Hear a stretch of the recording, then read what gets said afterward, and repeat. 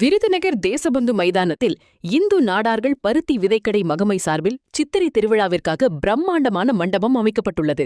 இங்கு நடைபெற்ற விழாவில் ஸ்ரீ ரெங்கநாதர் தங்க குதிரை வாகனத்தில் கள்ளழகர் திருக்கோலத்தில் எழுந்தருளினார். அழகர் ஆற்றில் இறங்கும் வைபவத்தை நினைவு கூறும் வகையில் அமைந்த இந்த அலங்காரத்தை காண நகரின் பல்வேறு பகுதிகளில் இருந்தும் ஏராளமான பக்தர்கள் திரண்டனர். இதனைத் தொடர்ந்து மாலையில் நடைபெற்ற வழிபாட்டில் பெருமாள் கூர்ம அவதாரத்தில் பக்தர்களுக்கு காட்சி தந்து அருள் பாலித்தார். மண்டபத்தில் எழுந்தருளிய சுவாமிக்கு சிறப்பு அபிஷேகங்கள் மற்றும் மகா தீபாராதனைகள் நடைபெற்றனர். இந்த விழாவிற்கான ஏற்பாடுகளை இந்து நாடார்கள் பருத்தி விதைக்கடை மகமை நிர்வாகிகள் மிகச் சிறப்பாக செய்திருந்தனர்.